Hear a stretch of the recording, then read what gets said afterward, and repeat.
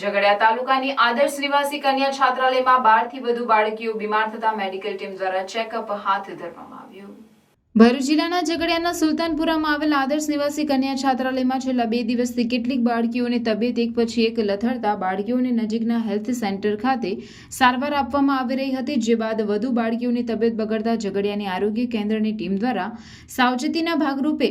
Medical checkup હાથ ધરવામાં આવ્યું, જેમાં શાળામાં હાજર બાળકીઓના બ્લડ સેમ્પલ લઈ અન્ય તપાસ કરતા મેડિકલ ટીમ દ્વારા પ્રાથમિક દ્રષ્ટિએ વાયરલ ઇન્ફેક્શન હોવાનું જણાવાયું હતું। હાલ તો 12 થી વધુ બાળકીઓને વાયરલ ઇન્ફેક્શન ની અસર થઈ હોય, જે બાદ તેઓને આરોગ્ય ખાતા તરફથી સારવાર આપ્યા બાદ તેઓની તબિયતમાં સુધારો થયો હોવાનું આરોગ્ય કર્મીએ જણાવ્યું હતું,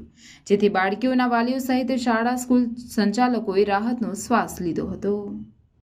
આજરોજ પ્રાથમિક આરોગ્ય કેન્દ્ર ઝઘડિયા ખાતે અમારી આરોગ્ય ટીમને જાણ થતાં કે આદર્શ કન્યા છાત્રાલય ઝઘડિયામાં વાયરલ ઇન્ફેક્શનને લીધે તો ખાંસી શરદી અને તાવની બીમારી છે, જેની જાણ થતાં અમે અમારી તરત જ મેડિકલ ટીમને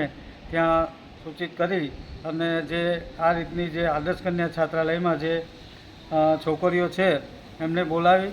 બાય ટુ બાય જેને જરૂર પડે સ્પોટ ટ્રીટમેન્ટ આપી અને જે મેલેરિયા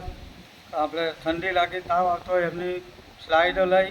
લોહીની તપાસ કરી અને એમને યોગ્ય ટ્રીટમેન્ટ કરેલ છે।